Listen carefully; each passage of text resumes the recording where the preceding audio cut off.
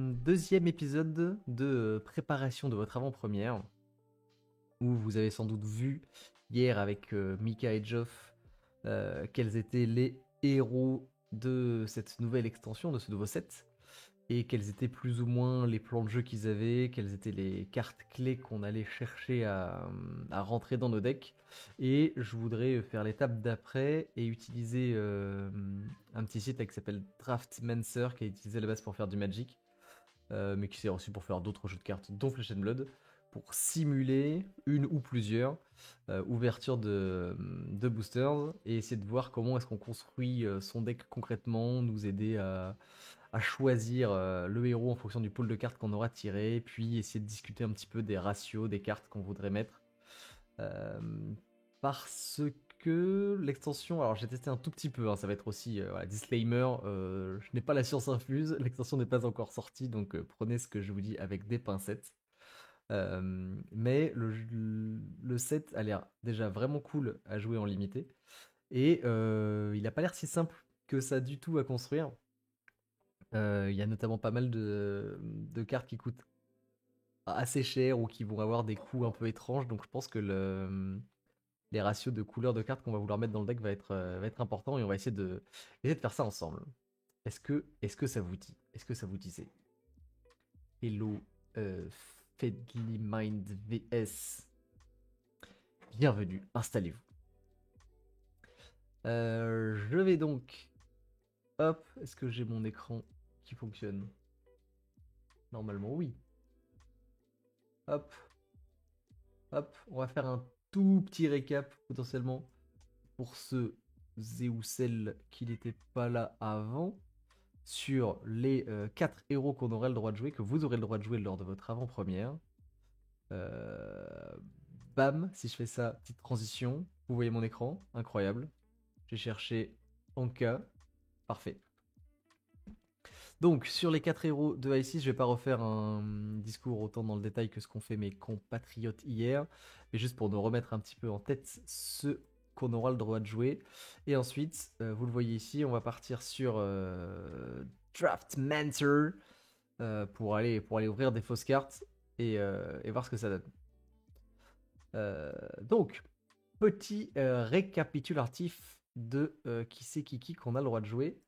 Les 4 héros qu'on aura le droit de jouer sont Puffin, notre pirate mécanologiste, qui, comme tous les héros, va avoir 20 points de vie et 4 d'intelligence, et qui a 2 textes. Le premier qui nous dit qu'elle peut, pour une action, se taper, s'engager.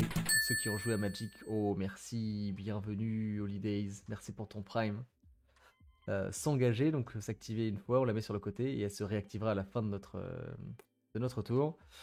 Puis on peut détruire un gold qu'on contrôle et si on le fait, on va créer un golden cog, qui ont des ressources supplémentaires qui vont pouvoir nous permettre de booster nos cartes, de augmenter leurs dégâts, de nous donner go again ou simplement d'avoir des bonus en défense ou en attaque. Donc ressources supplémentaires. Et son deuxième texte dit que la deuxième fois qu'elle crank chaque tour, vous pouvez piocher une carte. Donc cranker, c'est une mécanique spécifique à Mécanologiste, contenu de qualité, mais merci, mais c'est toi qui es de qualité, contenu de qualité pour un audimat de qualité. Cranker, c'est un mot-clé spécifique au Mécanologiste qui est sur les items. Hop, on va regarder ça si on tape crank. Ce n'est pas le mec de Cusco. Crank. Voilà, il y a plein d'items qui crank. Alors c'est pas forcément le mieux celui-là, mais le Golden Cock ça va être le plus parlant. Qui dit que lorsqu'un item qui rentre dans l'arène possède le mot crank, vous pouvez retirer un compteur de cet item. Alors je crois que c'est toujours des steam compteurs. Et si vous le faites, vous regagnez un point d'action. Et donc l'idée c'est qu'on va jouer des items qui normalement arrivent avec des compteurs dessus, qui n'ont pas go again. Mais on peut les cranker, donc les utiliser un petit peu plus. Et en échange regagner un point d'action. Et si on arrive à le faire 2 fois dans le même tour, eh bien Puffin nous fait piocher une carte, et on aime bien dans les jeux de cartes piocher des cartes. À voir comment est-ce qu'on arrive à le mettre en place assez facilement. C'est pas si évident que ça, je pense, en limité de cranker 2 fois. Mais ça peut. Mais ça peut. L'autre héros, ça va être Gravy Bones, notre pirate nécromancien qui est enfin arrivé, tout un tant attendu, qui nous dit que en instant cette fois-ci et pas en action, donc on peut le faire également sans avoir de point d'action. On peut l'engager, détruire un gold que l'on contrôle, et si on le fait, on pioche une carte, puis on se défausse d'une carte. Voilà, un peu comme Oscillio, ça va nous permettre de cycler nos mains ou surtout de mettre des cartes dans notre cimetière parce que la deuxième partie va nous aider à comprendre pourquoi je dis ça. Il dit que si jamais une carte bleue a été mise dans notre cimetière ce tour-ci, on peut jouer toutes les cartes de notre cimetière qui ont le mot-clé Watery Grave. Et Watery Grave, c'est un mot-clé qui est principalement associé à ses alliés, des petites créatures qu'il va invoquer un peu comme un illusionniste. Espèce de zombies squelettes qui vont l'aider à remplir le plateau de jeu. Et ses alliés ne bloquent pas, et ce sont des actions qui n'ont pas go again. Donc si jamais vous les jouez depuis votre main, bah, vous êtes un peu coincé, vous ne pouvez pas faire grand chose. Mais il va avoir une astuce pour les jouer et les jouer déjà depuis son cimetière, ce qui est cool parce que ça te gaspille pas une carte en main. Et surtout avoir un petit item qui lui donne go again quand vous les jouez depuis votre cimetière, et donc en plus de pouvoir les jouer gratuitement entre guillemets, vous pouvez regagner votre point d'action et donc continuer à faire des choses avec, notamment taper avec votre zombie. Et on avait bien tapé. Donc un peu comme un illusionniste, le héros va essayer de faire du card advantage en posant des cartes sur le plateau, et soit votre adversaire légère, mais du coup bah, vous avez virtuellement un peu gagné des points de vie, vous avez plus de ressources en main pour l'attaquer au tour d'après, soit il ne les gère pas et décide de vous taper dans la tronche, et du coup vous tirez profit du zombie qui est toujours présent sur votre plateau au début du jeu, et du coup vous allez pouvoir continuer à taper avec, et sans gaspiller de cartes en main. Le troisième héros c'est Marlene, notre ranger, qui nous dit que elle aussi en action, vous pouvez l'engager, détruire un gold que vous contrôlez. Si vous le faites, vous créez un Goldfin Harpoon dans votre main, qui est une flèche jaune qu'on n'a pas le droit de pitcher, et qui tape à 2. Mais c'est surtout une flèche harpon, et on va voir qu'elle va avoir pas mal de mécaniques avec le mot-clé harpon, notamment pour lui donner overpower et essayer de rendre ça un petit peu plus difficile à bloquer. Et en plus de ça, elle nous dit que chaque fois qu'on pioche une carte pendant notre phase d'action, je peux placer une flèche de ma main face-up dans mon arsenal, un peu comme la mécanique de reload qui est nécessaire pour les rangers, car ils ne peuvent tirer des flèches que si elles sont dans leur arsenal. Ça c'est notre Marlene. Et ils nous ont mis, alors je sais pas si je vais le trouver, ah bah il est là, un quatrième héros un petit peu caché qu'on a découvert pendant la World Premiere, qui n'est autre que Scurv, qui est un pirate voleur. Je sais pas trop si c'est un talent ou si c'est une classe. Mais en tout cas, il n'a pas d'autre classe que les 3 autres qu'on a vu avant. Et vous ne pourrez le jouer dans votre avant-première que si vous l'ouvrez. Car c'est une carte rare qu'on peut trouver dans des boosters, dans les slots des cartes rares.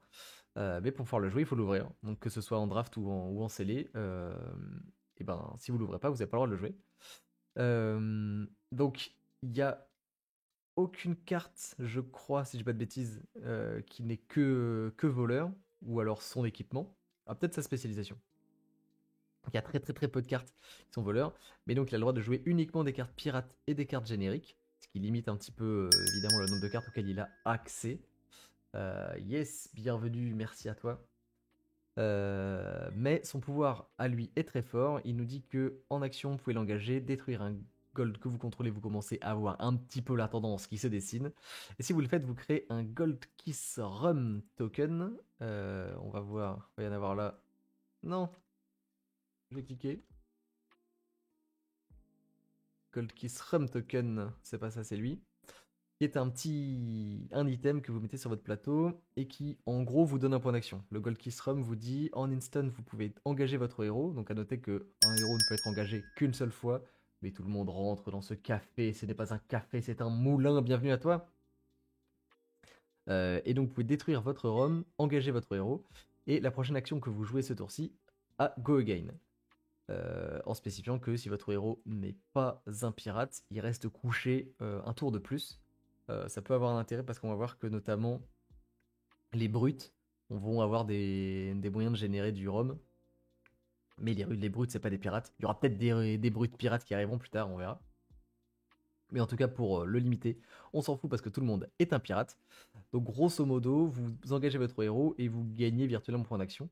Qui est très très fort parce qu'on va voir que dans le pool de cartes auquel on a accès, il n'y a pas tant de cartes que ça qui vous permettent de rentabiliser vos mains pleines. Donc les points d'action c'est fort. Et en plus de ça, la deuxième partie du texte nous dit que chaque fois qu'on active un Gold Kiss Rum, une bouteille de rhum, je sais pas comment ils l'ont traduite en français, vous gagnez une ressource.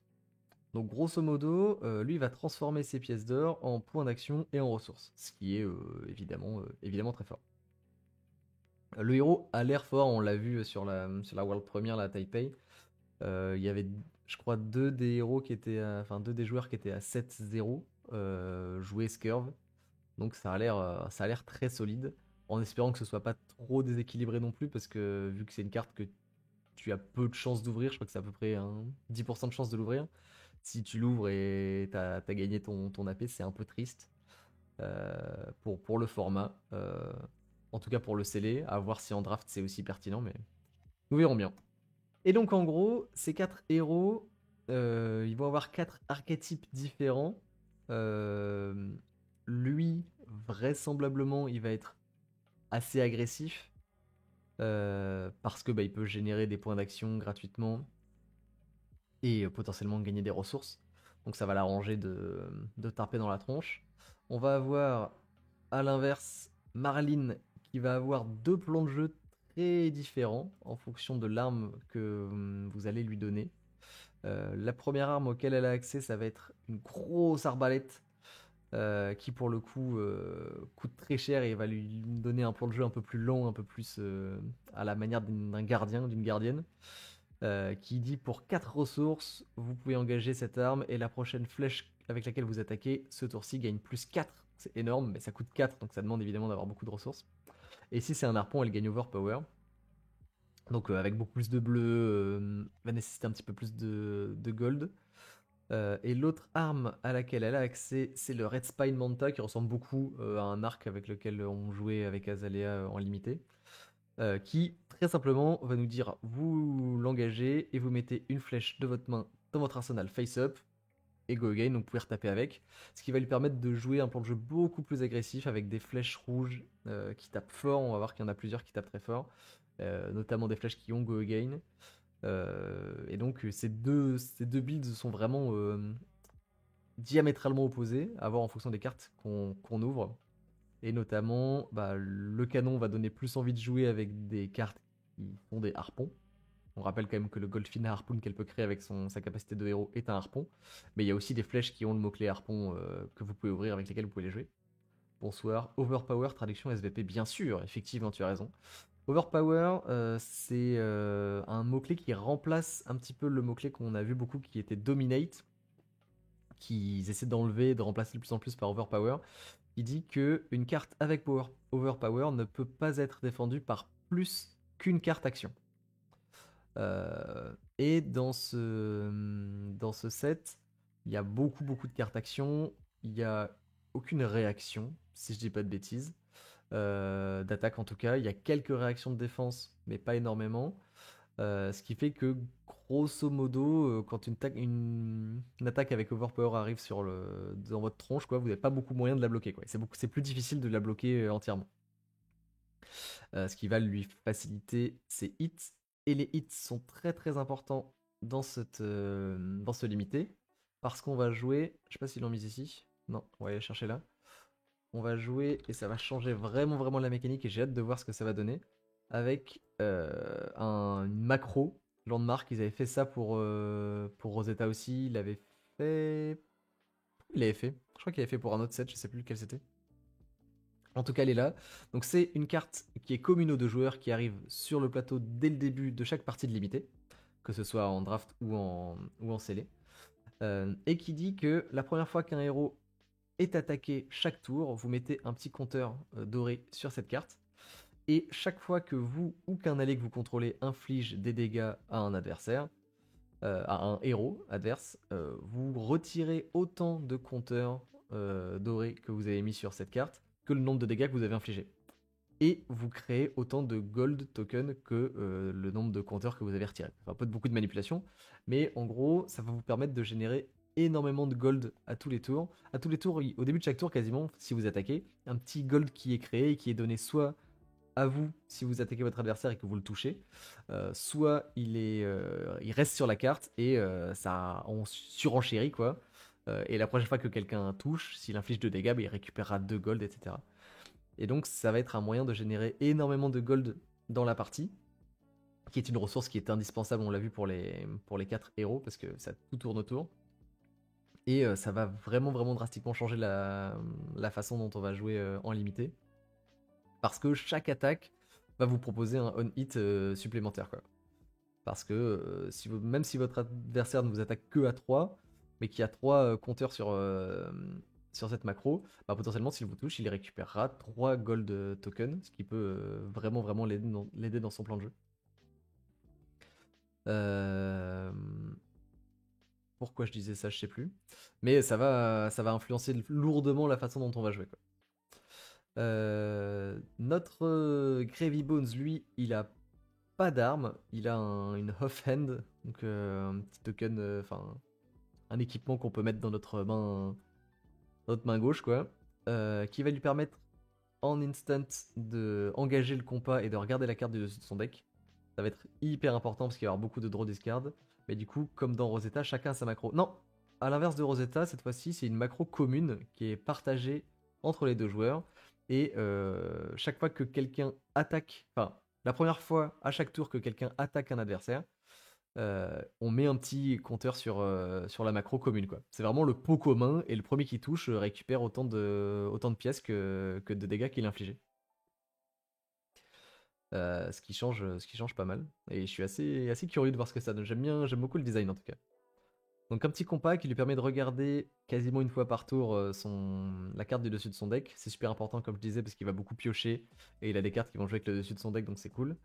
Et elle lui permet aussi, c'est ce que je vous expliquais tout à l'heure, de donner Go Again à la première carte avec Water et Grave qu'il joue depuis son cimetière chaque tour. Donc c'est ça qui lui permet de rentabiliser ses alliés, et en les jouant depuis son cimetière, non seulement il ne dépense pas une carte en main, mais en plus il récupère un point d'action, ce qui est très très fort, mais tout l'enjeu ça va être d'essayer de les mettre dans son cimetière, donc potentiellement en dépensant des golds pour piocher puis se défausser d'un allié qu'on aurait en main, ou avec d'autres cartes qui vont synergiser pour défausser tout ça, on va voir.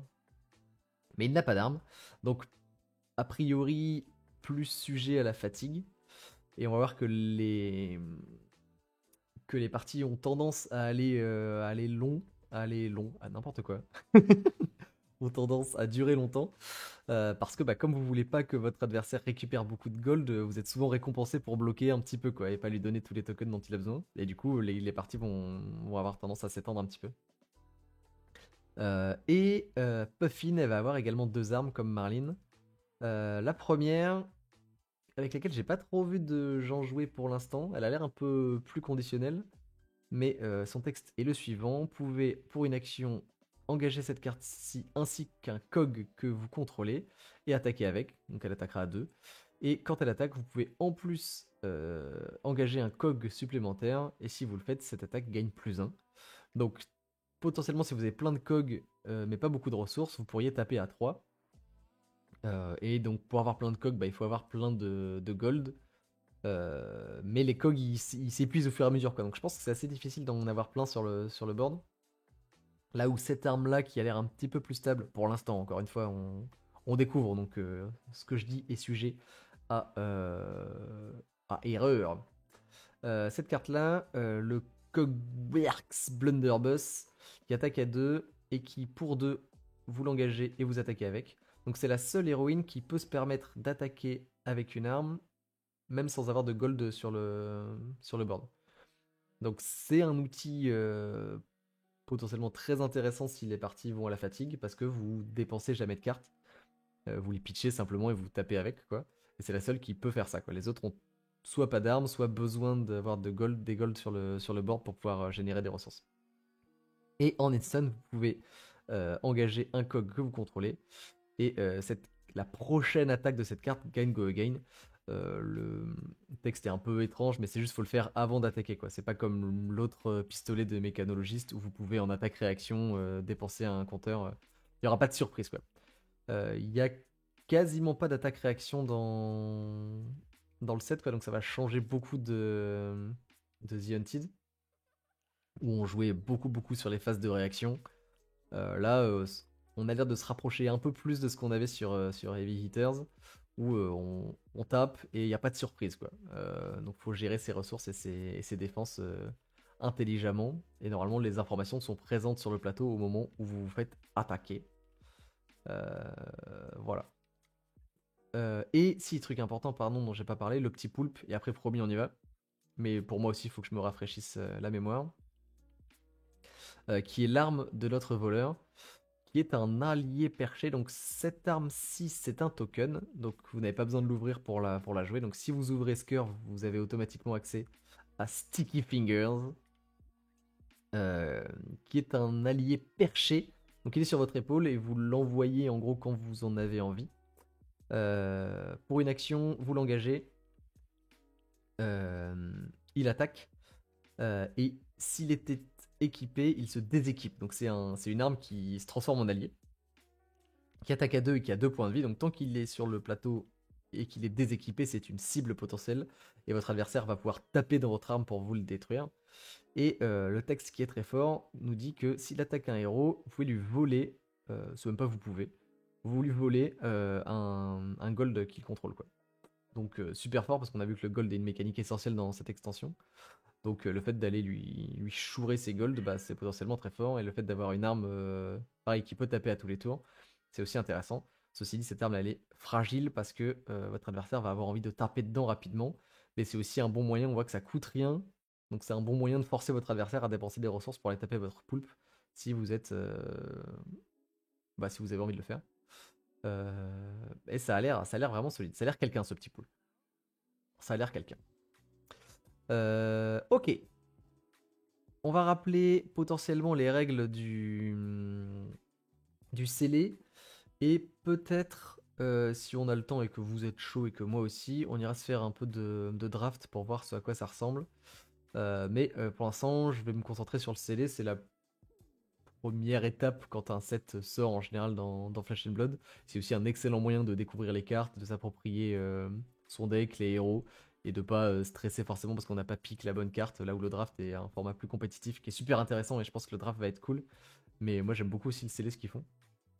Donc les règles du scellé, quand vous arrivez votre avant-première, vous allez acheter 8 boosters. Vous allez pouvoir ouvrir vos 8 boosters et vous allez devoir fabriquer un deck à partir de toutes les cartes que vous avez dans ces 8 boosters. En sachant que les héros et les armes sont accessibles gratuitement, donc même si vous n'avez pas ouvert Marlene, vous pouvez quand même la jouer et vous demandez juste à quelqu'un de vous prêter le token. Sauf, et c'est la première fois qu'ils font ça, pour le fameux Scurve, là, le voleur dont on a parlé tout à l'heure, où lui vous êtes obligé de l'ouvrir pour pouvoir le jouer. Si vous ne l'avez pas ouvert, vous n'avez pas le droit de le jouer. Donc vous fabriquez votre deck. Votre deck, il doit être composé en théorie d'autant de cartes que vous voulez, mais vous devez présenter au début de la partie à votre adversaire un deck d'exactement 30 cartes. Pas une de plus, pas une de moins, comme ça pouvait être le cas sur des extensions précédentes. Enfin, ça fait plusieurs sets qui font ça et je trouve que c'est très bien. Tout le monde part à armes égales. Et les cartes que vous pouvez jouer donc doivent appartenir à la classe que vous proposez. Donc vous allez tous pouvoir jouer des cartes pirates et des cartes génériques. Et ensuite, en fonction de si vous êtes un voleur, un mécanologiste, un nécromancien ou un ranger, bah, vous allez pouvoir rentrer ces cartes supplémentaires. Je crois pas qu'il y ait de cartes double classe. Donc c'est relativement facile. Donc l'astuce en général quand on va ouvrir ces 8 boosters, ça va être de les ranger par classe. Donc vous allez faire des petits paquets, un petit paquet de cartes mécano, un petit paquet de cartes nécromanciens, etc. Et ça va vous permettre de visualiser aussi quelles sont les cartes et quels sont les héros que vous allez vouloir jouer en fonction des cartes que vous avez ouvertes. Et donc dans ce site là sur lequel je clique depuis tout à l'heure, Craftmancer, on va pouvoir simuler un scellé. On lui indique, donc j'ai déjà rentré, s'il y en a qui veulent d'ailleurs, je vous passerai le petit fichier texte pour que vous jouiez chez vous. Je lui dis que je veux 8 boosters, il va me les distribuer. J'espère. Allô? Je suis un peu déçu. Ok, il a juste bugué. Mais il est là. Il va me donner les 8 boosters. Et c'est parti. Alors, je suis pas forcément hyper à l'aise avec l'outil, mais on va s'en sortir quand même.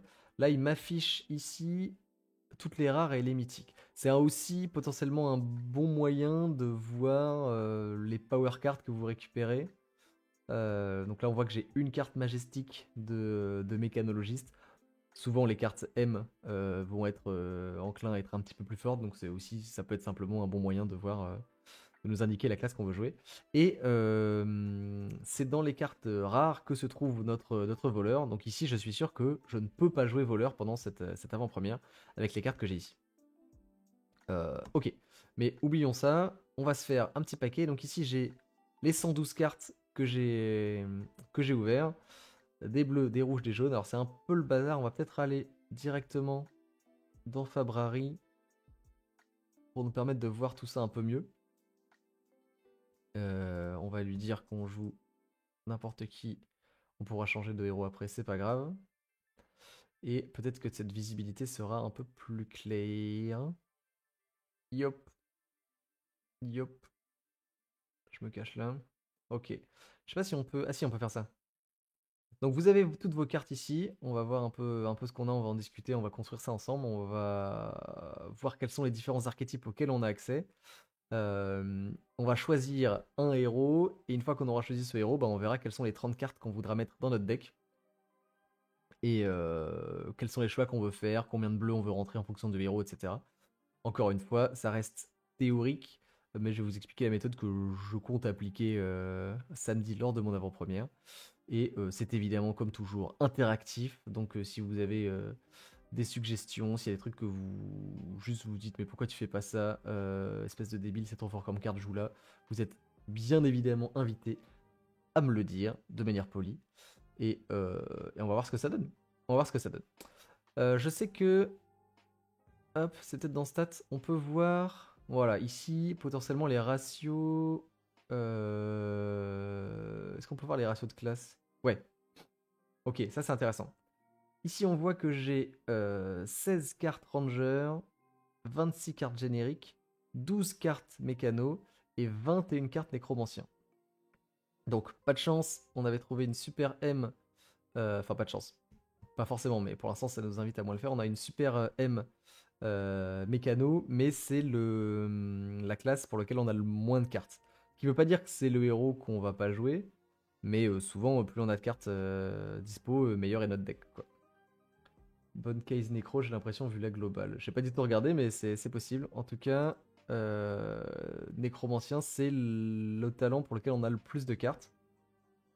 De toute manière, tout le monde peut jouer des cartes génériques et des cartes pirates, et j'ai l'impression que tout le monde va vouloir jouer beaucoup de cartes génériques et cartes pirates, parce qu'elles sont globalement très fortes et qu'elles jouent beaucoup autour de la mécanique de gold, qui a l'air d'être essentielle dans ce set. Ok. Donc, j'ai toutes mes cartes qui sont ici. On peut faire un petit tour sur les équipements. Il y a des équipements qui sont évidemment spécifiques à certaines classes et d'autres qu'on peut jouer. On voit que notamment ici, on les voit très bien, ils sont verts. J'ai un bras de nécromancien qui, quand je défends avec, je peux me défausser d'une carte ou détruire la carte du dessus de mon deck. Et si la carte qui est détruite de cette manière possède le mot-clé Water Grave, ceci bloque à 2. Donc si jamais la carte du dessus de mon deck c'est un zombie squelette, je peux le savoir grâce à mon compas. Alors voilà, on va rajouter les armes ici, comme ça on va le voir. Ranger Weapon, ça marche pas si je fais ça. Ah mais non, parce que j'ai choisi Necro. Grâce à mon compas, je pourrais voir la carte du dessus de mon deck, et donc ça, non seulement ça bloquerait à 2, mais ça me mettrait tout de suite une carte avec Water Grave dans mon cimetière, qui c'est un peu comme si je la piochais, parce que je pourrais la jouer plus tard. Donc c'est super fort. Et le compas permet bien d'aider à faire ça. Et une tête qui bloque à 1, et qui de la même manière, en instant, je peux détruire ma tête, et détruire la carte du dessus de mon deck. Super intéressant, pareil, si j'ai encore des Water Grave sur le dessus de mon deck. Comment vous avez mis Fab sur le site? Je n'ai pas compris. Comment vous avez mis Fab sur le site? Ah, sur Draftmancer, j'imagine. J'ai un petit fichier texte. Comment je pourrais vous le partager? Je suis pas trop sûr. Mais en gros, dans Draftmancer, tu peux. Allez. Il est super lent. Wake up. Je pense qu'il est en train de charger toutes les images de cartes. En fait, du coup, il prend des plombes. Ok. Ici, dans les settings, tu peux upload de custom card list. Et du coup, moi, j'ai récupéré la liste des cartes de High Seas sous un format. Je vous le mettrai dans la description de la vidéo YouTube pour sûr. Je sais pas trop comment je peux te faire passer ça via Twitch. Mais ça se trouve sur Google, ou tu demandes à quelqu'un sur Discord, il va te filer ça. J'imagine que c'était ça ta question. Donc là, on voit qu'on a tout de suite deux équipements qui sont assez cool pour Necro. Là où, à l'inverse, on n'a pas d'équipement spécifique à d'autres classes. Donc ça peut aussi être un bon moyen de nous diriger vers cette classe. On peut récupérer la liste via le Discord de Runaway. Ah super, bah voilà, super. Bah si tu peux le contacter ou l'aider à faire ça si tu veux suivre en même temps, sinon à la fin du stream je te donnerai les infos si tu veux me MP.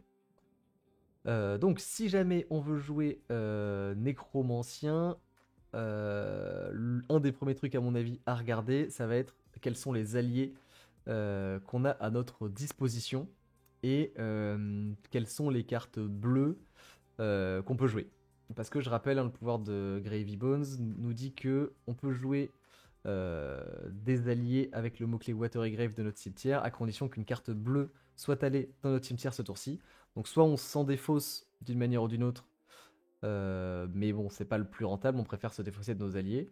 Soit on la joue, et il y a pas mal de cartes bleues, pirates ou nécro, qui vont avoir Go Again, qui du coup, à leur résolution, vont aller dans le cimetière et vont nous permettre d'activer Gravy Bones et d'aller jouer nos alliés.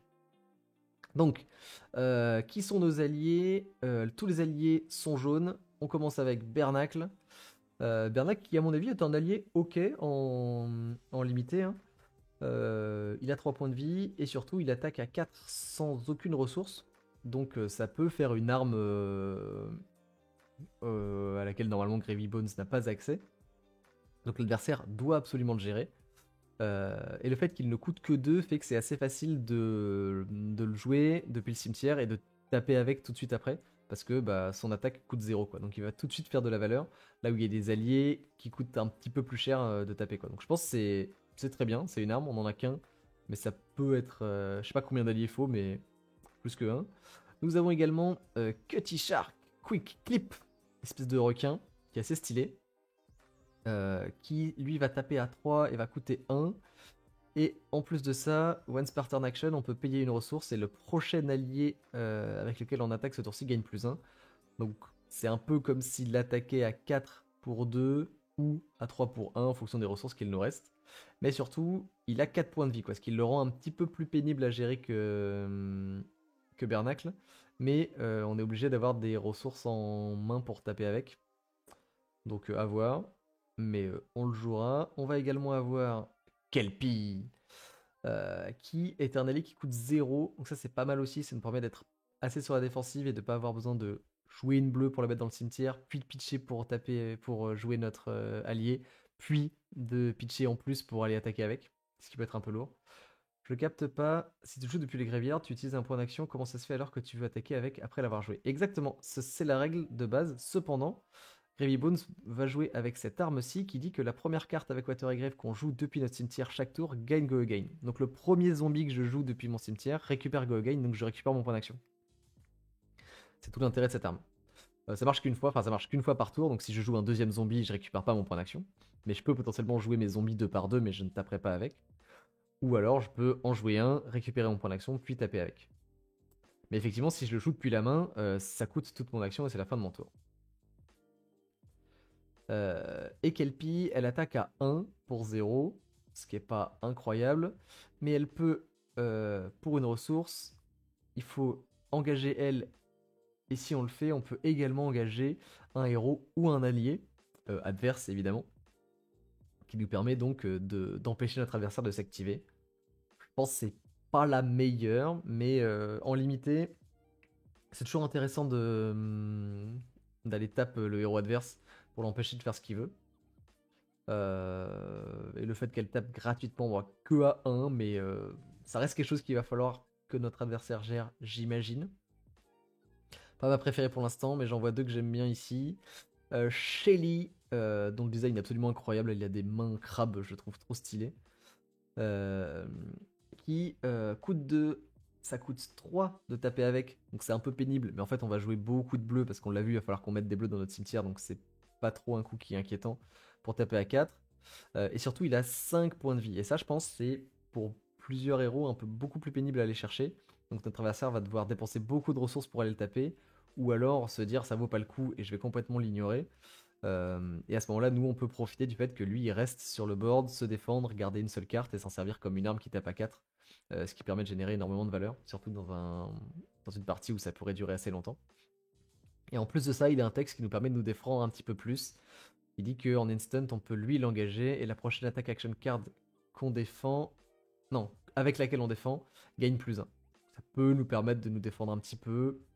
Je sais pas à quel point ce texte-là est pertinent, mais c'est toujours une option en plus. Donc je pense que lui, il est intéressant. Le truc, c'est qu'il coûte 2 et que ça coûte 3 de taper avec. Donc ça demande quand même une carte en plus. Et s'il est géré instantanément qu'on n'a pas pu taper avec, on perd un peu de sa valeur. Mais l'adversaire va devoir dépenser pas mal de ressources pour aller taper à 5 dedans, quoi. Au moins 2 cartes. Donc pourquoi pas. Et notre dernier allié, Swaby, quand on engage en défense, on dégage quand? Dans tous les cas, tu dégages tous tes trucs, que ce soit tes équipements, ton héros, tes alliés, tes items, à la fin de ta phase à la fin de ton tour. Durant ta end phase, quoi. Au moment où tu arsenales ta carte, au moment où tu soignes potentiellement tes alliés, etc. Même les cogs, ouais. Tout se détape à la fin. Tes équipements qui se tapent se retapent à la fin. Donc si jamais effectivement j'active sa capacité en instant pendant le tour de mon adversaire, pour pouvoir me défendre et transformer mon attaque qui bloquait 3 ou 2 en bloc 4 ou 3, bah, je pourrais pas taper avec pendant mon tour parce que ce sera à la fin de mon tour qu'il se réengagera. Donc c'est une ressource importante. Et enfin, Swaby, qui lui, à mon avis, peut faire le taf. Et je pense que c'est un bon allié, un très bon allié en limité. Donc il coûte 3 et ça coûte 2 de taper avec. Donc c'est le même ratio que lui. Donc il faut dépenser 5 ressources pour et le jouer et taper avec. Mais il tape à 7, ce qui est beaucoup. Ce qui est beaucoup. euh, Sans dépenser de cartes, quoi. Par contre, il n'a que 3 points de vie, donc votre adversaire va devoir le gérer. Mais l'intérêt, c'est que vu qu'il tape à 7, l'adversaire va sans doute avoir besoin de se défendre au moins un petit peu, et donc il aura moins de ressources pour aller le gérer. Donc moins de ressources go again, il vous permet il peut vous permettre de snowball à partir de là. Donc je pense que lui c'est un très très bon allié à avoir, notamment en fin de partie quand l'adversaire est bas en PV. Où si jamais il reste sur le board, lui, c'est 2 ressources, tape à 7 tous les tours, c'est monstrueux. Donc lui, je pense que c'est un très bon zombie. Ok, donc ça, c'est les alliés auxquels on a accès. C'est globalement les premières jaunes qu'on a envie de regarder. Et ensuite, je vous disais, pour moi, les cartes qu'on veut voir, là, si on veut jouer Gravy Bones, ça va être les cartes bleues qu'on va jouer, qui vont nous permettre d'activer notre capacité de héros, qui vont nous permettre de la mettre dans le cimetière et de pouvoir jouer nos petits zombies. Donc ce qu'on cherche, c'est des bleus qui ont go again et qui font des trucs cool. En l'occurrence, ça c'est excellent. C'est bleu, ça bloque à 3 et ça coûte 0. Et ça dit que la prochaine attaque d'un allié pirate ce tour-ci gagne go again. Et en plus de ça, si jamais elle touche un héros, vous créez un gold token. Ça va être super fort, je pense, en construit. Ça aussi très très ok en limité. Parce que bah, les zombies qu'on a ici, vous le voyez, ils ont pas go again. Donc après que j'ai tapé avec, j'ai plus de points d'action. Et donc si jamais j'ai 4 alliés sur le board, bah, je vais pas pouvoir rentabiliser comme un illusionniste pouvait le faire. Vraiment toute la valeur de ces cartes là parce que je pourrais pas taper avec tout le monde quoi. Et lui il permet de dire bah tu regagnes un point d'action après avoir tapé avec ton allié, qui est très fort si t'es devant. Je pense que ce sera pas si utile que ça parce que très souvent les adversaires vont avoir tendance à gérer le plus rapidement possible les alliés et ce sera assez rare les cas où on en aura plein. Mais ça reste super d'avoir cette option là. Le on hit créer un gold c'est aussi très pertinent si jamais on arrive à l'activer avec un Swabi, taper à 7 et créer un gold en plus c'est quelque chose. Donc ça c'est excellent. Ça c'est pas excellent. Euh, Ça en l'occurrence, non c'est pas lui. Lui, ça, en l'occurrence, c'est une très bonne carte aussi. Même si elle paye pas de mine à première vue. Golden Tipple. Ça coûte 1 et ça tape à 1 et ça bloque à 2. Donc jusque-là, ça vend pas du rêve. Mais elle a Go Again. Donc ce qui fait que après l'avoir joué, vous pouvez casser la chaîne, elle va aller dans le cimetière et vous pouvez activer Gravy Bones. Et elle dit, quand elle attaque, vous pouvez vous défausser d'une carte jaune. Donc en plus de ça, elle vous coûte une carte. Donc, pour l'instant, le texte a l'air horrible. Mais si vous le faites, vous pouvez piocher une carte et créer un gold. Et en fait, c'est, à mon avis, très très très pertinent en limité de pouvoir et rentabiliser votre main pleine parce que votre adversaire va avoir tendance à gérer vos alliés. Du coup, vous allez vous retrouver rapidement avec plus de cartes en main que ce que vous auriez voulu parfois. Vous n'avez pas le droit de bloquer pour défendre vos alliés. Le fait de discard une carte jaune va vous permettre de mettre vos alliés que vous auriez en main dans votre cimetière. Que vous pouvez jouer instantanément après, parce qu'après la résolution de cette carte, si vous cassez la chaîne, cette carte-là va aller dans le cimetière, donc vous pouvez jouer l'allié que vous venez de défausser, donc le discard est anecdotique, parce que c'est comme si vous le jouiez depuis la main. Le fait en plus qu'il soit discarded, bah, vous le jouez depuis le cimetière, donc il récupère Go Again grâce à l'arme, enfin ça se fait super bien. Vous piochez une carte, du coup ça rembourse le coût que vous avez dépensé, potentiellement vous gagnez même des ressources. Et en plus vous créez un gold token, la ressource qui est indispensable pour faire plein de trucs. Donc je pense que la carte fait tout. Alors effectivement elle tape pas 1 et elle coûte 1, mais à mon avis c'est juste une excellente carte. Donc ça à mon avis c'est très très bien et on va la mettre dans notre deck. Donc ça nous donne vraiment envie de jouer Gravy Bones. Je vois également ça qui est très très fort. Pareil, de la même manière, ça paye pas de mine à première vue, mais les cartes qui vont nous défausser de cartes, potentiellement la défausse ça nous arrange en fait en tant que nécromancien. Donc elle dit bloc 3, bleu, coûte 0, tape à 2. Quand elle attaque, vous pouvez vous défausser d'une carte ou détruire la carte de dessus de notre deck, dont on peut connaître la nature grâce à notre compas. Et si la carte a Water et Grave, qui est de toute manière les cartes qu'on veut défausser en priorité, cette carte gagne Go Again. Donc potentiellement, si vous avez une carte avec Water et Grave sur le dessus de votre deck, ça vient pour 2 Go Again, et vous piochez une carte, parce que bah, vous allez mettre la Water et Grave que vous pouvez jouer instantanément après grâce à la capacité de Gravy Bones.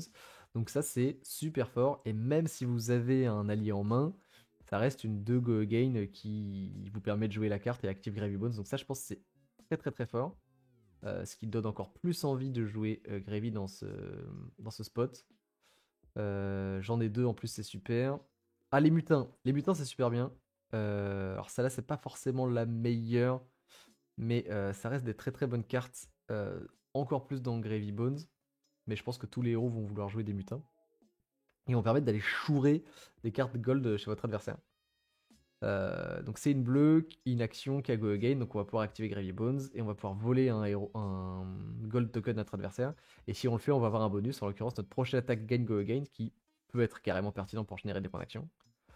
Ça c'est très fort aussi. Défausser une carte, piocher une carte.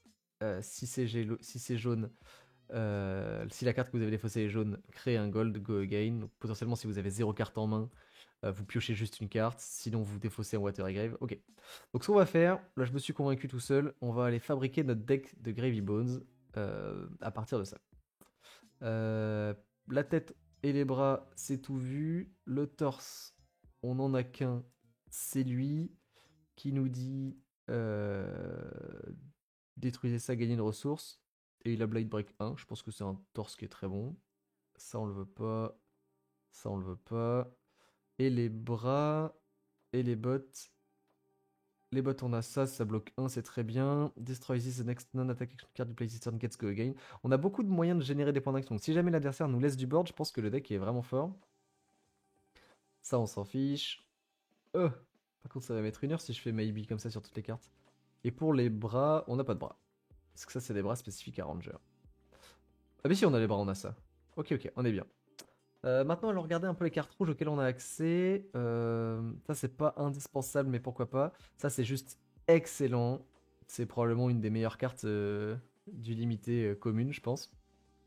Parce que ça coûte 4, mais vous pouvez, en pitchant une bleue, casser votre gold et piocher une carte. Je rappelle que c'est le texte de base de gold. Hein. Qui est une ressource indispensable pour faire vos tours, mais que vous pouvez aussi utiliser telle quelle. Action, payez 2, détruisez ça, piochez une carte, go again. Et si vous le faites avec cette barque en main et que vous repiochez une bleue, ce qui en plus est encore plus probable avec la capacité, avec l'arme de Gravy là, qui vous permet de voir le top deck, bah vous avez gagné une ressource virtuellement parce que vous avez transformé votre bleu en la pitchant dans votre gold. Il vous reste une ressource, vous repiochez une bleue, donc il vous reste une bleue en main et une ressource flottante. Vous pouvez jouer cette carte là pour 1 plus 3 à 4. Et donc ça vient à 9 parce que si jamais vous avez 2 cartes bleues dans votre pitch zone, elle a plus 2. Et à mon avis, c'est assez probable et pas trop dur avec tous les golds qu'on va pouvoir générer d'avoir 2 cartes bleues dans notre pitch zone quand on en a envie. Donc je pense que la carte est juste excellente. Donc on va la jouer. On va la jouer. Ça, c'est un moyen ok de générer des points d'action, donc pourquoi pas. Ça, c'est aussi un bon boost. On peut imaginer le garder. Ça, c'est du mécano, ça dégage. Hop, la M, on la met dans une sleeve et on la garde pour plus tard. Oh, ça va vraiment mettre super longtemps par contre. Les flèches, on verra plus tard. Oh, je vois qu'on a un bloc 4 aussi. Hop, ça, c'est toutes les cartes que j'ai pas le droit de jouer. Ça, c'est excellent. C'est un bloc 4 et il y a beaucoup de grosses attaques dans le set. Et en plus, il y a un effet qu'on peut appliquer potentiellement de temps en temps pour le transformer en bloc 5. Donc ça, je pense qu'on est content d'avoir ça. Nimbleism, je crois pas qu'on en ait, donc ça, on s'en fiche. Mais j'aime bien parce qu'il y a plusieurs cartes qui synergisent avec Nimbleism. Ça, c'est excellent. Ah ouais, le pack est vraiment fort. Hein. Effectivement. Je pense qu'on va avoir beaucoup de bonnes cartes. Ça, c'est tout simplement un bloc 4 qui vous permet de regarder le top deck, donc c'est aussi très solide. Je pense que ça va rentrer dans beaucoup de decks. On peut se permettre de virer peut-être des cartes qui font pas grand chose là, même si elles sont bonnes. Je pense qu'on va se contenter de garder les bonnes cartes. Même ça, il y a un monde où on n'en a pas besoin. On va regarder où ça nous mène en tout cas. Ça, c'est très très fort. Ça tape à 7, comme on va avoir beaucoup de bleus, c'est super. Et en plus de ça, quand on défend, ça peut nous permettre de transformer nos alliés en bloc 3. Tout en le mettant dans le cimetière. Donc ça, c'est une excellente carte. Ça, c'est très très bon aussi, même si ça n'a pas l'air. Quand ça attaque, vous pouvez vous défausser d'une carte ou détruire la top card. Si vous le faites, ça go again. Un petit peu le même effet que l'autre qu'on a en x2 là. Ça permet de rentabiliser des points d'action. Et comme je le disais, le deck a tendance à avoir souvent des cartes en main parce que votre adversaire va vouloir dépenser ses ressources pour aller taper vos alliés. Les flèches, on s'en fiche. Ça, c'est juste des bonnes cartes aussi parce qu'on va se défausser de beaucoup de cartes. Donc ça peut être des cartes qui juste sont rentables quand on les défausse. Même si en rouge, je pense qu'on en a suffisamment. Et on va pas avoir besoin de ça. Ça non plus, ça non plus. Ça peut rentrer, mais je pense qu'on a suffisamment de bonnes cartes ici. On va déjà dégager tout ce qui est sûr de pas rester. Ça, c'est pas la pire carte, mais je pense qu'on en a déjà plein des bonnes. Ok. Par contre, c'est affreusement lent. C'est le moment, si vous avez des trucs à dire, je vous écoute.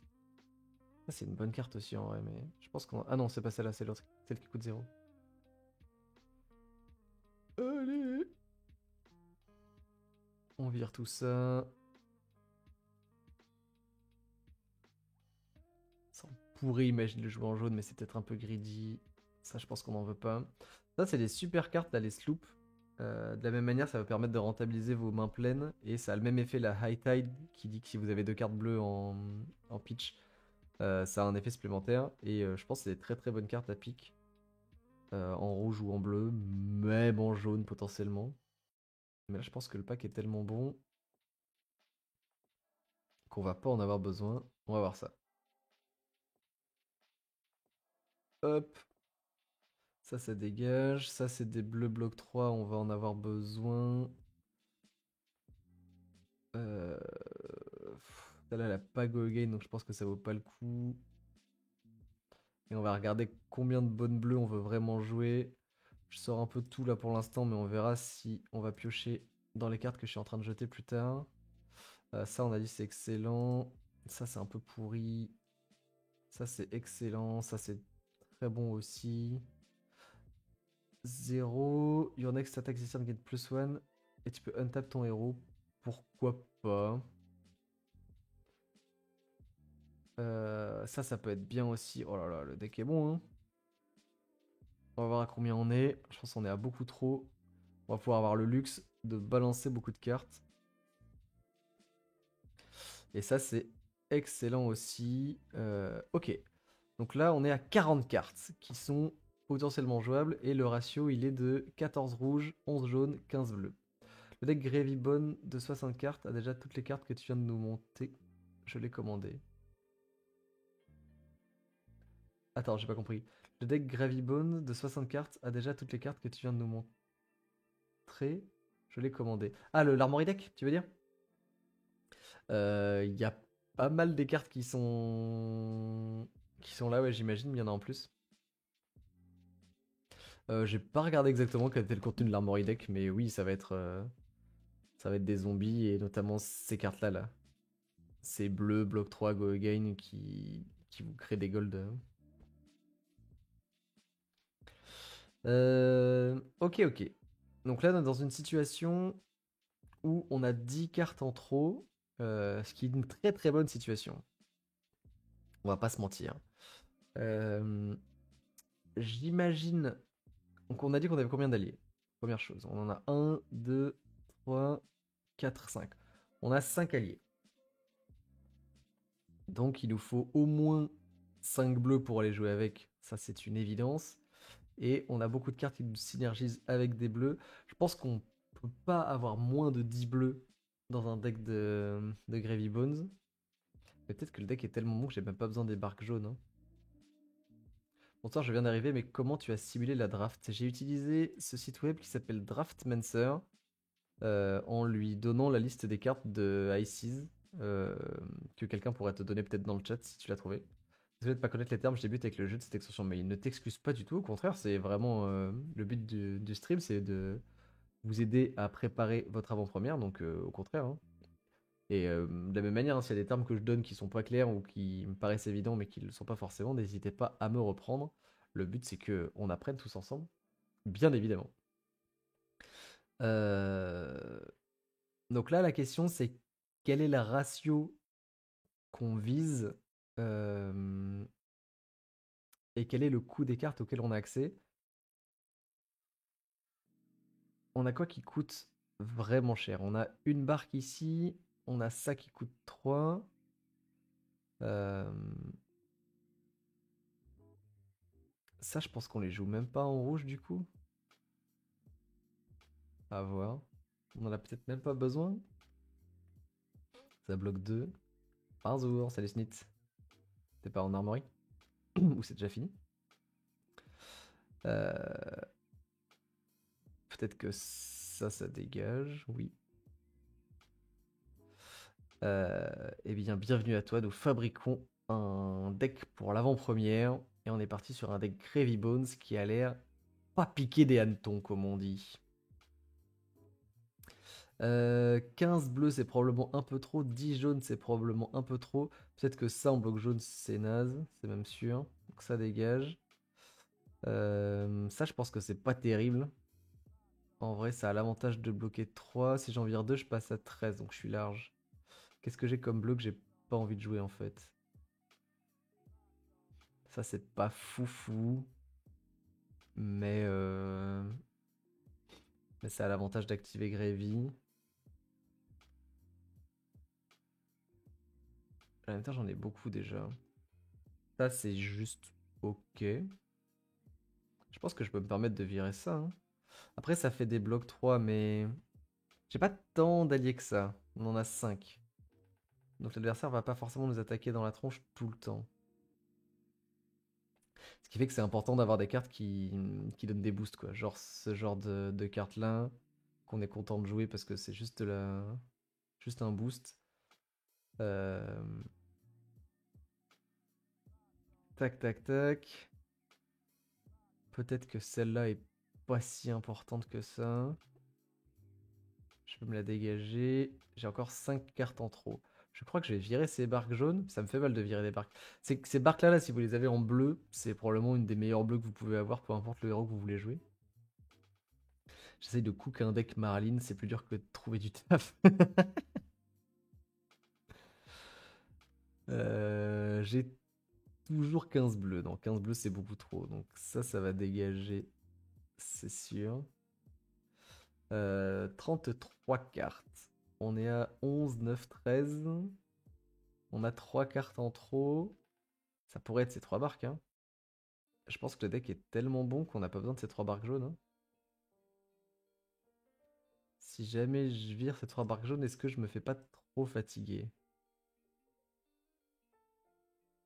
Parce que c'est un peu le risque de Gravy Bones, quoi. C'est que si on n'a pas. Si on se fait gérer tous nos alliés et qu'on n'a pas d'armes, bah on va jouer des bleus qui font pas grand chose et on va pas pouvoir push les dégâts qui manquent. Mais si l'idée c'est de taper avec chacun de nos alliés, lui tape à 7, donc c'est quand même pertinent. 4. Mais c'est pas un allié lui. Il s'est caché. 29. Rendez-moi ma barque.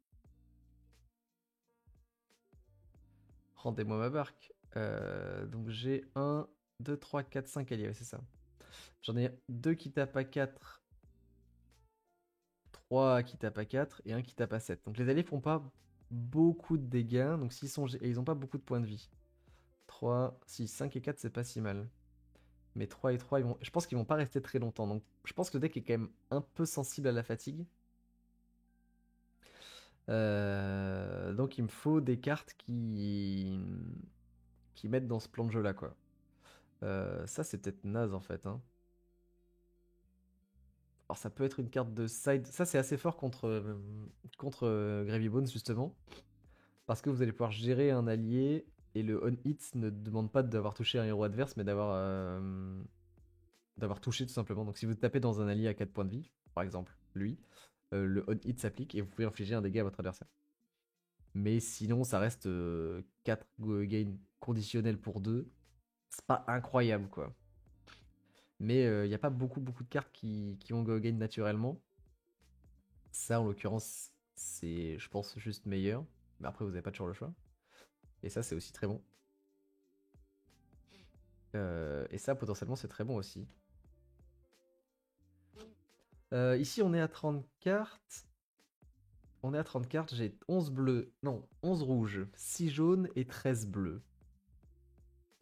Euh, Évidemment, Gravy Bones va avoir envie de jouer un peu plus de jaune que les autres. Parce que bah, tous ses alliés sont jaunes. Ce qui est assez intéressant. Je pense que le ratio est pas absurde. Peut-être que ça, c'est pas fou. Parce que c'est une aura qui se casse pas toute seule en fait. Donc elle va pas aller dans le cimetière toute seule. Donc peut-être que ça dégage. Mais bon, c'est une bleue qui bloque 3 quoi. Mais peut-être à la place, je voudrais mettre un autre truc qui tape un peu là, parce que j'ai qu'une seule barque qui tape à 7. Et Rayleigh. Donc je pense que je vais et une barque jaune. On pourrait avoir envie de voir une carte qui tape un peu plus quoi. Ça c'est potentiellement ok. Mais peut-être que la barque jaune est juste strictement meilleure. Les barques c'est trop bien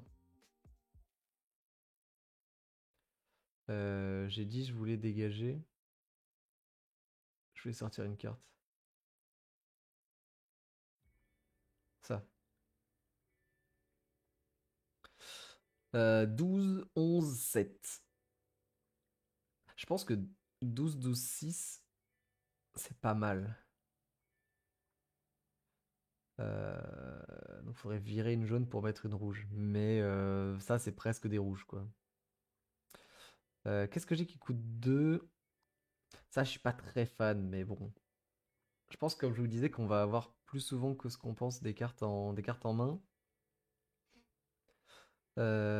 Niveau des blocs, j'ai un bloc 4, un bloc 3. Alors, les cartes de classe vont bloquer 3, mais il y a beaucoup de cartes pirates ou de cartes génériques qui vont bloquer que 2.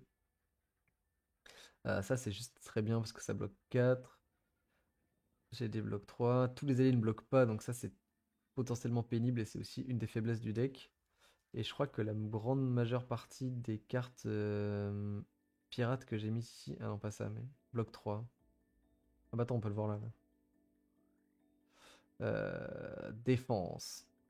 Ah, j'ai quand même 11 cartes qui bloquent 2 et 5 mes 5 alliés qui bloquent pas du tout. Mais bon, il y a beaucoup de cartes qui vont bloquer 2 dans le set, quoi. Moi, je vous propose ce deck. Je vous propose ce deck. On peut même se simuler, hop, des petites cartes en main. Et voir ce à quoi on a le droit. Alors, par contre, on peut pas regarder la top carte ici. C'est un peu dommage. On pourrait même imaginer aller le jouer en. Aller le jouer sur Talichar, mais c'est pas forcément le but de la vidéo ici. Mais j'aime le garder de côté. Peut-être des parties avec. Mais voilà, l'idée, bah, c'est d'avoir des points d'action si jamais on a un petit peu de board. On a mis tous les alliés auxquels on avait accès parce qu'on veut essayer d'en jouer un dès que possible. Et d'avoir bah, toujours une bleue en main. Donc je pense qu'avec 12 sur 30, on est quand même solide pour en avoir une. Quasiment deux par main. Mais on a aussi pas mal d'alliés qui coûtent 2. On a Bernacle qui coûte 2 et qui tape gratuitement. On a lui qui coûte 1 et ça coûte 1 de taper avec. Donc virtuellement il coûte 2. On a celui-là qui coûte 2. On a Swabi pour lequel ça coûte 2 de taper. Ce qui fait que c'est on peut parfois utiliser ces jaunes simplement pour pitcher les attaques de nos petits squelettes. Et peut-être on est moins dépendant de ces cartes bleues là. Mais c'est super important d'avoir une grosse densité de cartes bleues. Parce qu'on veut, sur le tour où on a notre zombie, qu'il y ait une bleue qui aille dans le cimetière. On veut aussi rentabiliser nos barques. Peut-être que 12 c'est pas assez. Hein. Mais après, le problème c'est que si on a trop de bleus, on n'a plus assez de punch et on risque de se faire fatiguer. Moi je propose cette version. Franchement, je le sens bien. On aurait pu évidemment raconter une autre histoire en partant sur un autre héros, sur une autre héroïne ou faire autre chose. Mais le pool de cartes nous donnait vraiment envie de jouer Gravy Bones ici. 5 alliés, je pense que le nombre est correct, en vérité. On n'a pas trop eu le choix, on a juste mis les 5 qu'on avait ouverts. Je pense que Kelpie, elle aurait sauté si j'avais eu le choix, et j'aurais mis quelqu'un d'autre. Mais je pense que 4, c'est un peu léger, et 6, ça peut être un peu trop. Je pense que 5, j'aime bien. Et puis voilà quoi. En vrai, j'aurais été vraiment content d'ouvrir ça samedi, je pense. Hein. Il y a moyen de casser les tronches. Ok, ok. Eh ben écoutez, je propose qu'on s'en refasse un autre. On essaie de voir si le jeu nous propose un autre héros. On va aller un petit peu plus vite hein, sur les explications. Mais en vrai, c'était intéressant. Je découvre aussi les cartes et vous aussi, j'imagine, en partie. Donc, on a pris beaucoup plus de temps que ce à quoi je m'attendais. Mais l'exercice est marrant. Le seul truc, c'est que c'est un peu relou avec Fabrari de virer les cartes et de les mettre dans le maybe là. Mais ok, celui-là, je me le mets de côté et j'irai le jouer plus tard en limité. Euh, hop, on relance Draft Spencer. Je sais plus qui posait la question tout à l'heure. Vous allez voir comment on fait. Juste, il est très lent. Il est très lent. Ok. On recommence. On se refait un nouveau scellé. À du gravy. Et on distribue les boosters. Bam. Nouvelle partie. Je peux même vous mettre ma liste là, regardez. Bam, incroyable. Comme ça, je la perds pas, je pourrais la récupérer après. Ok, alors, nous avons ici les cartes rares et majestiques qui sont mises en avant. Qu'est-ce qu'on a comme carte majestique? On en a une qui est la Ruby Amulette, qui à mon avis est pas terrible du tout. Waouh! Euh, Ceci dit, pourquoi tu dis waouh?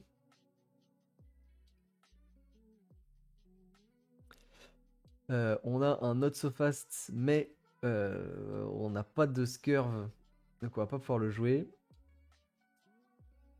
On a des Fiddler's Green de toutes les couleurs, à plus savoir quoi en faire.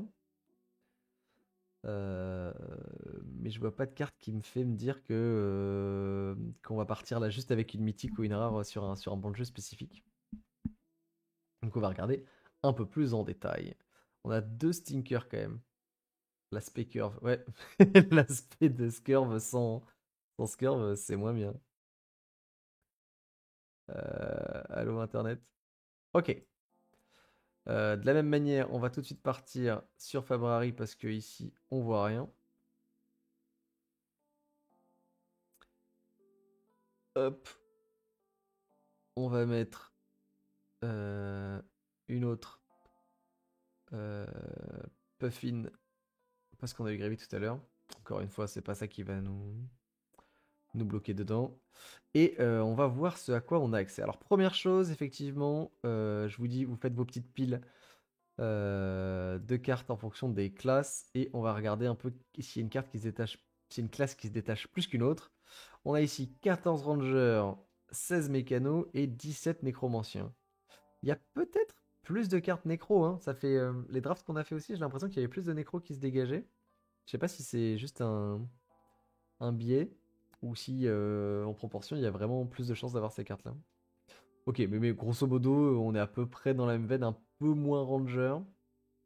Mais il y a moins d'écart que ce qu'on a pu avoir sur le premier pool. Concernant les équipements, on a ça qui est excellent pour Puffin. Vraiment, vraiment des très très bonnes bottes. Parce qu'elles bloquent 1 et elles vous permettent de désengager un de vos cogs. Et c'est un des rares équipements à avoir vraiment les deux effets et surtout à avoir Battle Worn. Donc ça c'est très bien. Ça aussi c'est excellent si jamais vous récupérez un Nimbulism. Il y a beaucoup de cartes qui synergisent avec Nimbulism, je trouve ça assez cool. Les torses ils sont bien. Par contre, je n'ai pas de chapeau. Si, j'ai un chapeau de nécro. Les torses, grosso modo, ils vont vous générer des points d'action. Celui-là est un peu meilleur. Mais lui, il peut faire le taf. Comme on va beaucoup piocher, notamment avec les golds, c'est moins pénible. Mais lui, en plus, il bloque 1. Donc c'est juste meilleur. Et celui-là est intéressant aussi, mais il vous tape. Il vous engage votre héros, ce qui peut être parfois un peu pénible. Euh, donc voilà. Et en termes de bras, j'ai des bras ranger et des bras qui bloquent à 1, ce qui est ok. Alors, concernant les cartes, j'ai une barque rouge, je suis content. On peut commencer à regarder. J'aime bien regarder moi les flèches. Parce que comme je vous disais, il y a un plan de jeu où on peut faire une Marline avec Red Mental très, très agressive qui s'en fout un peu des golds et des bleus et qui peut surprendre par sa vitesse. Donc on va regarder le nombre de flèches rouges auxquelles on a accès. Mais j'en vois pas beaucoup pour l'instant. On a... Ça c'est même pas une flèche, c'est juste un boost. Mais ça on a un boost aussi de flèches qui est très bien. On a un headshot. On a... Non c'est pas ça. Deux scouting shots qui ça est ok. Euh, Ça, c'est un peu. Ça peut marcher, mais ça coûte 1. Et on en a un comme ça, donc on n'a pas beaucoup de flèches. Je crois qu'on a fait le tour des flèches rouges. 1, 2, 3. Enfin, beaucoup de bonnes flèches rouges. 1, 2, 3, 4, 5. C'est pas énorme. Donc ça donne pas envie là comme ça de partir sur un build Marlin Red Manta. Ok, on peut regarder ceci dit les alliés qu'on a récupérés. Par rapport à tout à l'heure, est-ce qu'on en a eu plus, est-ce qu'on en a eu moins? On a un Shark, un Shelly, et c'est tout. Ok. Donc là, c'est relativement mauvais signe pour aller nous fabriquer un Gravy Bones, quoi. Le fait d'avoir que 2 alliés sur WeBooster, c'est assez rédhibitoire. Ok. Donc, Marilyn Manta, c'est non. Gravy Bones, c'est non. On va regarder les bleus qu'on a piochés. Punaise, c'est là que je me rends compte de la force du deck qu'on a eu tout à l'heure. Celui-là, il est juste vraiment, vraiment moins bon.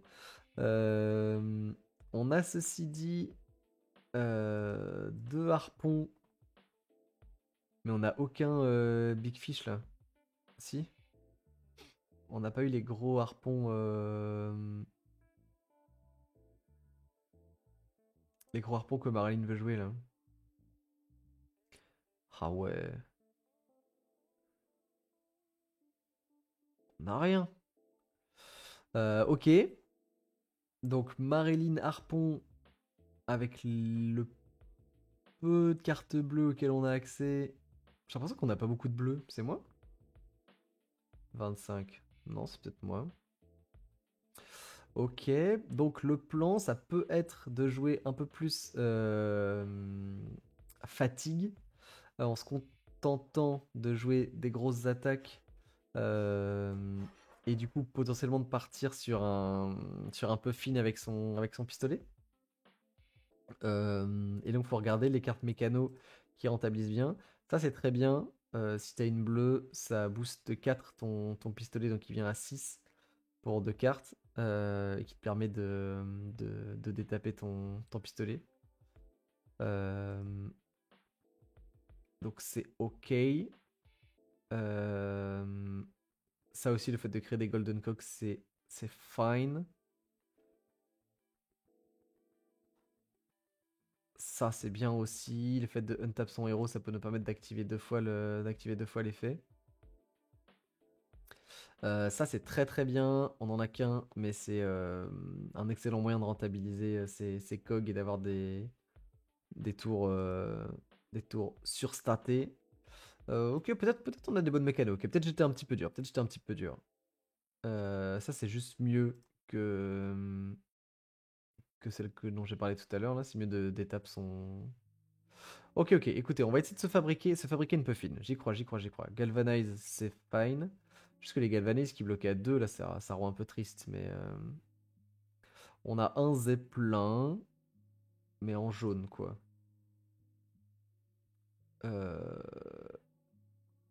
De HMS, on n'a même pas de Nimbulism rouge, donc on peut même pas rentabiliser nos bots, mais on a les Unicycle qui sont bien.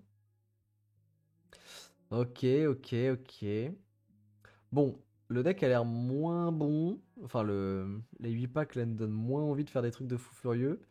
Mais on va essayer à partir de ça de se fabriquer une petite Puffin. Alors, j'aime plus ce qu'il fait le torse de Puffin. Euh, il bloque à 1 et on peut tap un cog pour gagner 1. Est-ce que c'est mieux que ça? Que tu perds ton cog mais tu gagnes un de bloc? Je me rends pas trop compte. J'imagine. En tout cas, on va jouer un Unicycle, ça c'est sûr. Ça dégage. Ça, j'ai pas le droit de le jouer. Ça me sert à rien. Hop, hop.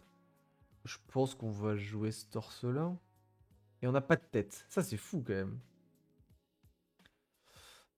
Ok, ça, j'ai pas le droit de le jouer. Ça dégage. Euh, Ça, c'est pour les rangers. Ça, c'est juste très bien.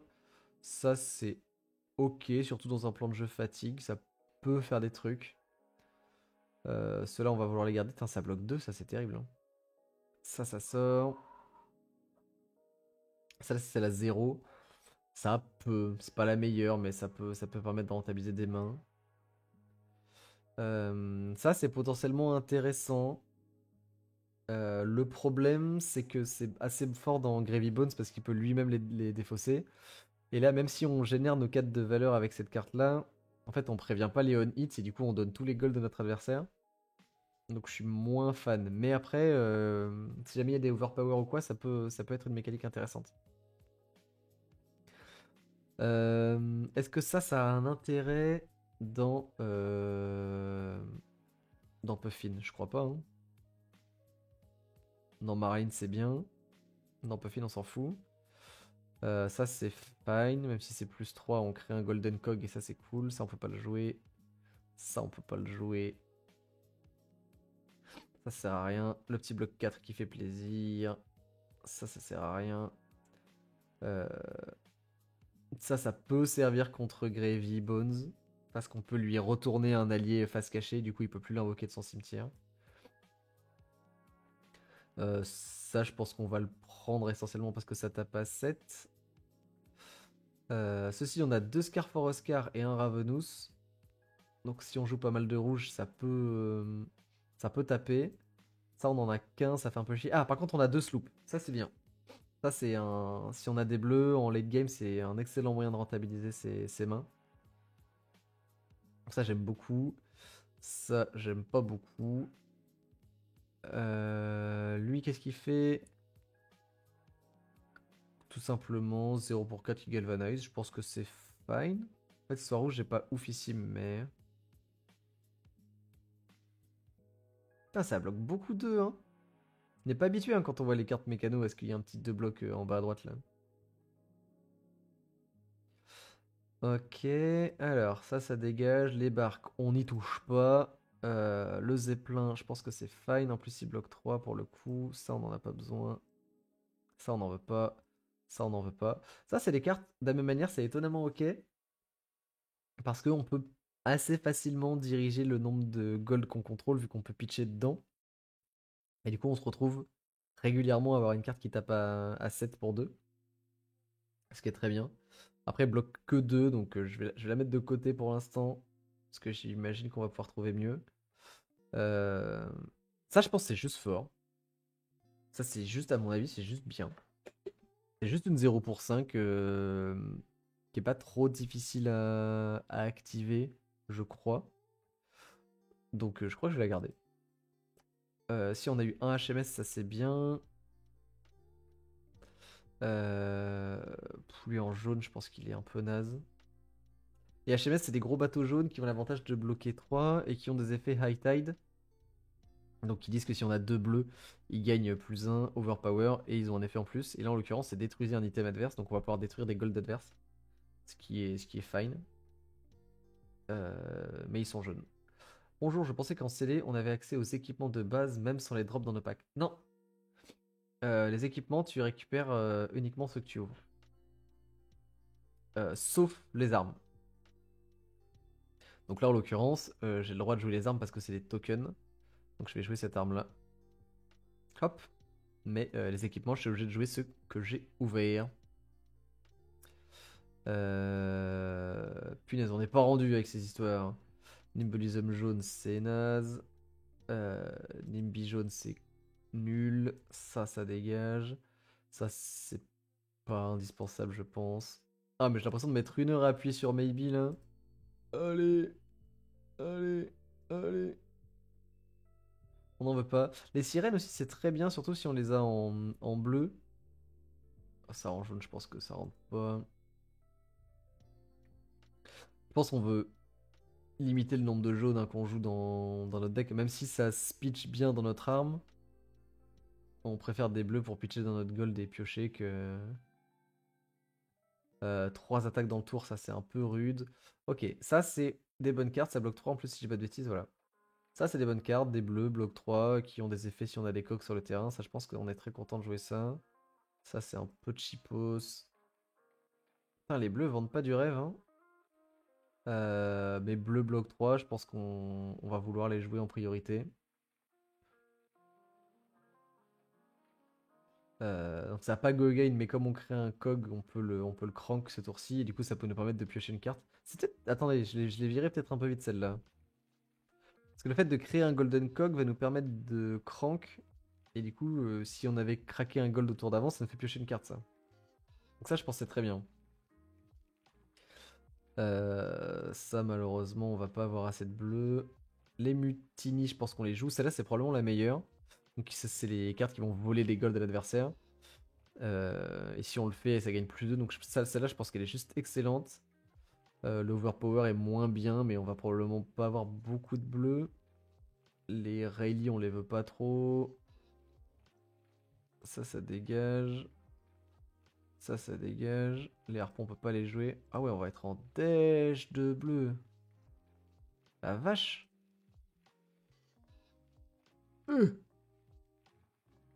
Voilà. Et 5 bleus.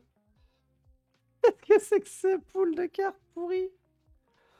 J'ai changé d'avis, hein. On va remettre des bleus dans notre deck. Hein.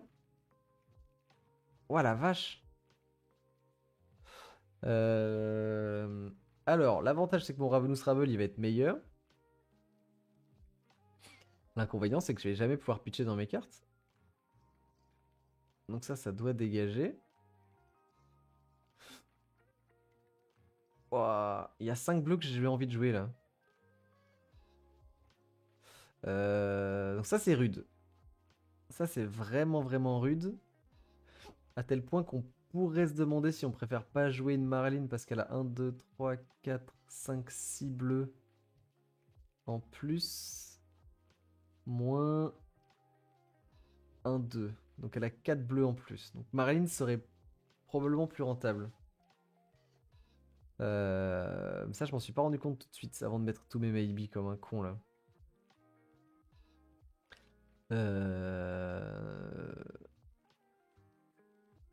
Parce que si on veut rentabiliser notre arme, il faut qu'on ait des ressources, qu'on peut pas se permettre de jouer une Puffin extrêmement agressive. Enfin, agressive si, mais sans bleu, je pense que c'est très très dur. Ok, ça me fait me reconsidérer. Là, je me pose vraiment la question, est-ce qu'on switch sur une Marilyn ou est-ce qu'on commence à jouer des bleus pas ouf? Genre ça c'est naze. Ça c'est une bleu bloc 3. Même si ça vend pas du rêve, je pense qu'il faut la jouer. Euh, Qu'est-ce qui bloque 3? Rien. Hein. J'aurais ça là. Euh. Ah, je suis dans la panade.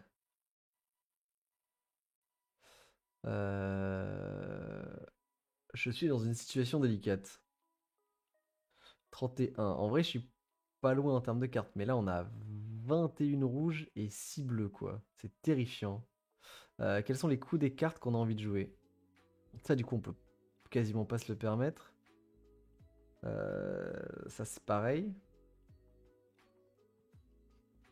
Ça coûte 1. Ça coûte 2, c'est rude. Ça, c'est pareil. Ça donne pas envie, du coup, avec si peu de bleu. Ça, c'est 0, c'est bien. Ça, c'est 0, c'est bien. Ça, c'est 2, c'est envisageable avec des jaunes. Je pense qu'on va juste rentrer des jaunes. Hein. On va juste rentrer des jaunes qui vont nous permettre de pitcher dans notre arme et qui vont nous permettre de jouer des cartes à 2 et puis tant pis. Hein. Mais là, ouais, on est vraiment embêté par la quantité de bleus qu'on a ouvert. Si je voulais jouer des jaunes, ça, je pense que c'est bien. Ça, je pense que c'est bien. Ça bloque 2. Ouais, mais c'est tout en blue, donc c'est mort.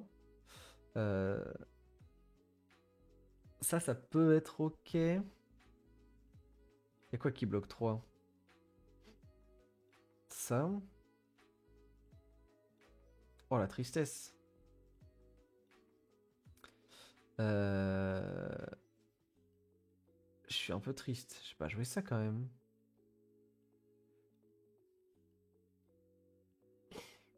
Ça, c'est pas des mauvaises cartes, mais en jaune, ça rend triste, quoi. Est-ce qu'on se met un bloc jaune 3? Parce que le fait de générer un cog en défense, ça permet de rafraîchir son cog. Rafraîchissez vos cogs. 29, il me manque encore des cartes. Et là, je suis à 5 jaunes, 6 bleus. Le deck est rude, hein. Le deck est rude. Là, je pense que on tombe dans la situation où je me suis engagé dans un héros et je me rends compte que c'est pas le bon. Et t'as plus le temps parce que la partie elle commence dans 7 minutes. Mais en fait, il fallait voir qu'il fallait jouer Marlene à mon avis ici.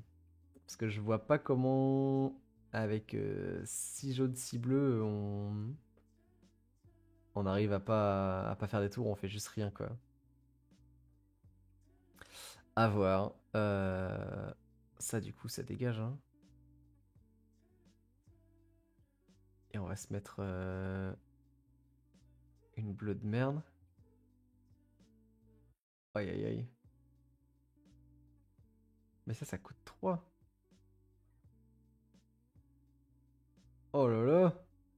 Je sais même pas quel bleu rentrer. Ça c'est horrible.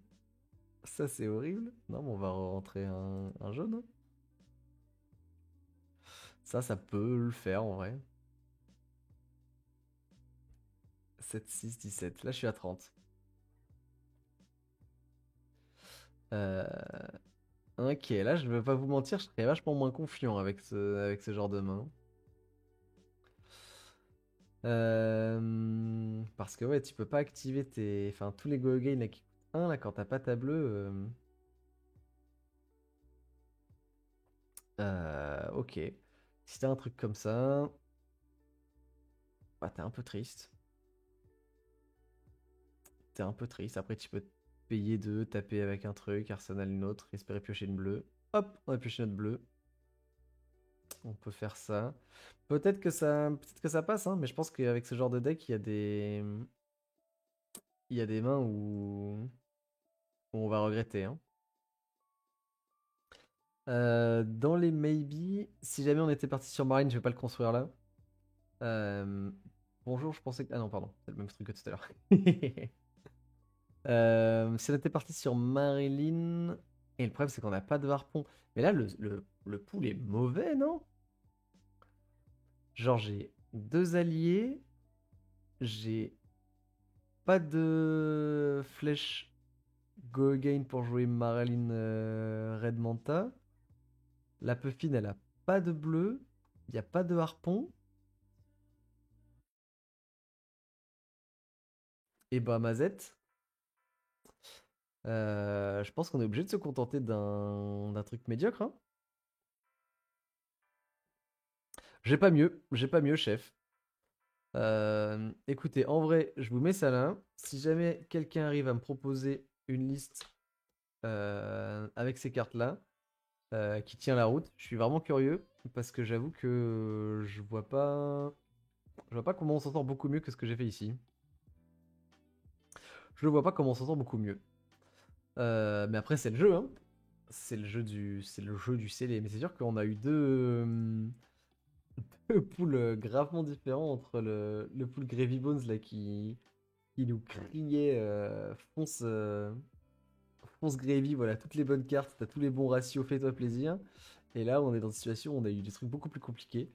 Je pense que Puffy n'est pas trop un mauvais choix parce que avec son arme qui coûte 2, tu peux te sortir de situations un peu délicates où même si tu pitches de rouge, c'est très triste, mais au moins tu récupères des rouges pour le second cycle. Là où Gravy Bones, si t'as pas de bleu, t'es nul et Marilyn. Marilyn sans bleu, c'est bien si tu joues Red Manta, mais il te faut des flèches quoi. Et là, on n'avait pas de flèches. Donc je pense que Puffin était le bon choix. Je serais curieux d'avoir le vôtre si jamais vous vous prêtez à l'exercice. Voilà. Écoutez, ces 2 petites propositions de deck que vous retrouverez dans la description si vous regardez ça sur YouTube. Euh, voilà, mais je pense que l'objectif c'est pas de jouer ces listes-là, mais vous pourrez peut-être les regarder pour en discuter un peu plus. Mais vous avez vu un petit peu le processus de réflexion que j'ai eu derrière la construction de ce deck-là.